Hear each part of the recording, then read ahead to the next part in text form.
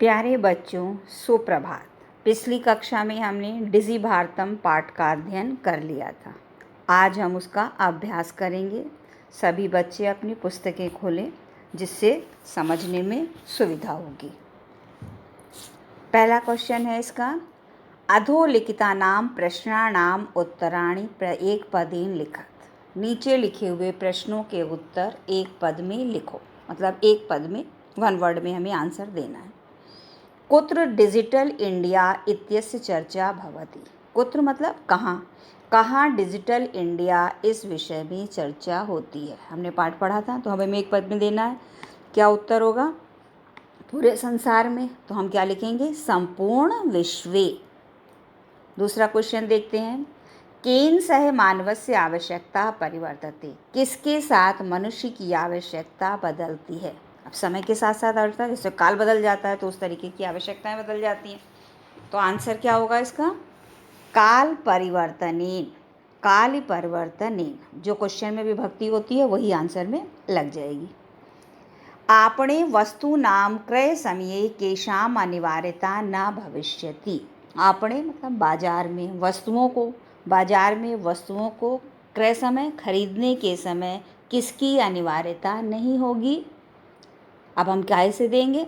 रुपयों से नहीं देंगे, मतलब तो कार्ड से पेमेंट करेंगे। तो आंसर क्या होगा? रुपये का नाम। अब बाजार में वस्तुओं को खरीदने के लिए किसकी आवश्यकता नहीं होगी? रुपयों की। तो केशाम का उत्तर रुपये का नाम। उसके बाद आया, कस्मिन् उद्योगे वृक्षा उपयुज्यते। किस उद्योग में वृक्षों का प्रयोग होता है?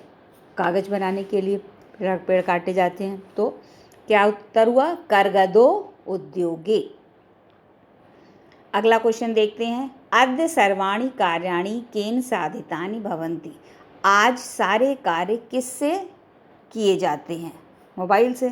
तो क्या आंसर होगा इसका? चल दूरभाष यंत्रेण। अब दूसरा क्वेश्चन देखते हैं, हमारे पास आएगा प्रश्न निर्माण करो। तो पहले हम उसकी हिंदी बनाएंगे, उसके बाद हम उसका आंसर बनाएंगे। देखते हैं, रेखांकित पदानि अधिकृत्य प्रश्न निर्माणम कृतो। रेखांकित पद को के आधार पर प्रश्न निर्माण करो। भोजपत्रोपरि लेखनम आरब्धम। भोजपत्र के ऊपर लिखना शुरू हुआ। अब इसको हिंदी में हमने प्रश्न क्या बनाया? भोजपत्र के ऊपर क्या आरंभ हुआ। तो क्या की क्या हो गई संस्कृत? किम। तो हम किम लिखेंगे कि भोजपत्रोपरि किम आरब्धम। हम खाली किम लिख के और प्रश्नसूचक चिन्ह लगा सकते हैं। लेखनार्थम कर्गदस्य आवश्यकता अनुभूति न भविष्यति। लिखने के लिए कागज की आवश्यकता की अनुभूति की जरूरत नहीं होगी। तो क्या क्वेश्चन हुआ कि लिखने के लिए किसकी आवश्यकता? तो क्वेश्चन क्या बना? कस्य। कस्य के बाद हम प्रश्नसूचक चिन्ह क्वेश्चन मार्क लगाते हैं।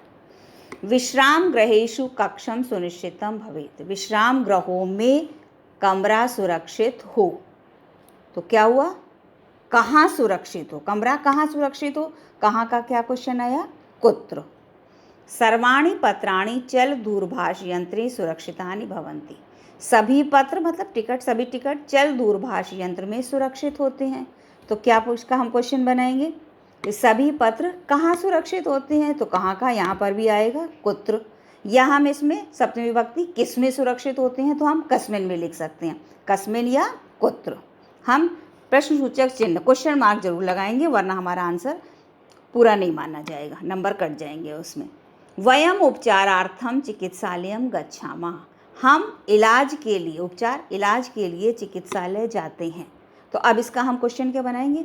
हम चिकित्सालय क्यों जाते हैं? तो क्यों की क्या हो गई संस्कृत? किमर्थम।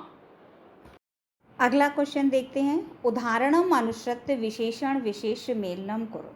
उदाहरण का अनुसरण करके विशेषण और विशेष का मिलान करो। आपको विशेषण भी पता है और विशेष भी। विशेषण जो संज्ञा सर्वनाम की विशेषता बताते हैं वो विशेषण कहलाते हैं, और विशेष संज्ञा और सर्वनाम हो गए।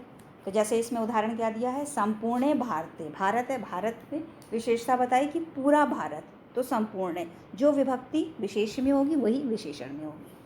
अब इसको करने से पहले इसमें बच्चों थोड़ा सा करेक्शन है, तो इसमें प्रिंटिंग मिस्टेक है। अगर किसी की बुक में है तो ठीक है, नहीं है तो एक बार कर लो।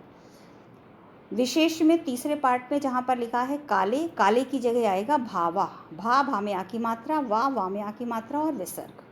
और पांचवें में जहाँ पर लिखा है कार्याणी, यहाँ पर आएगा सामग्री। ठीक है, अब हमारा वाक्य कैसा बने, ये मिलान कैसे होगा?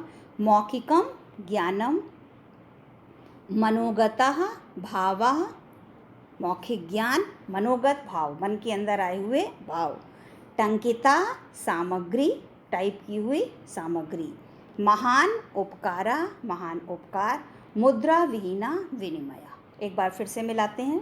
मौखिकम ज्ञानम मनोगता भावः, टंकिता सामग्री, महान उपकारः, मुद्रा विहीना विनिमया। जब मिलान करने को आता है तो हम पूरा लेते हैं। ठीक है, उसके बाद हम आते हैं दूसरे क्वेश्चन पर। उदाहरणम अनुसृत्य, उदाहरणम अनुसारम कोष्ठक प्रदत्तेषु पदेषु चतुर्थीं प्रयुज्य रिक्त स्थानानि पूरितम्। उदाहरण का अनुसरण करके कोष्ठक में दिए हुए पद में चतुर्थी विभक्ति लगाकर हमें रिक्त स्थान भरना है। अब जैसे एक इसमें उदाहरण दिया है, भिक्षुकाय धनम ददातु, भिक्षुक को धन दो, भिक्षुक वर्ड दिया है। अब भिक्षुक में हमें चतुर्थी विभक्ति लगानी है। हमने रूप याद कर रखे हैं, हमने राम के रूप याद करें, राम के रूप की तरीके से चलेंगे। राम के रूप कैसे चलते हैं जरा याद करो। रामः रामो रामः, रामम रामो रामा, रामेण रामाभ्याम रामई। अब चतुर्थी में क्या आया? रामाय, रामाय रामाभ्याम, तो रामाय। अब ऐसे भिक्षुक का कर देंगे तो क्या आएगा? भिक्षुकाय, तो भिक्षुकाय धनम ददातु। अब ऐसे ही अब हम करना शुरू करते हैं। दूसरा देखते हैं, पुस्तकम दे। अब वर्ड क्या दिया है इसमें? छात्र। अब छात्र में हमने चतुर्थी विभक्ति लगाई तो कैसे चलेगा? छात्राय।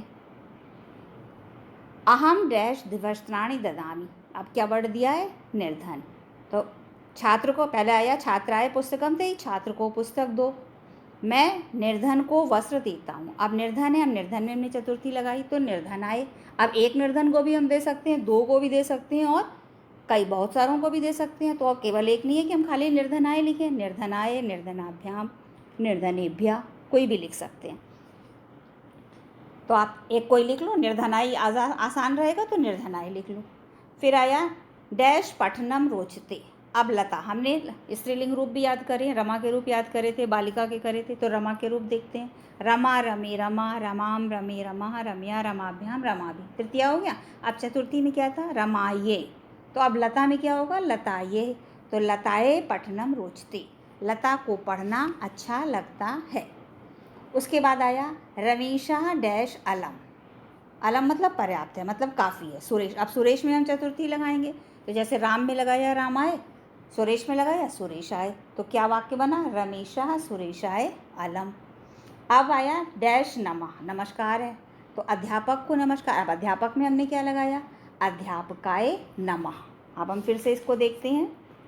छात्राय पुस्तकम देहि, अहम निर्धनाय वस्त्राणि ददामि, लताय पठनम रोचते, रमेशः सुरेशाय अलम, अध्यापकाय नमः।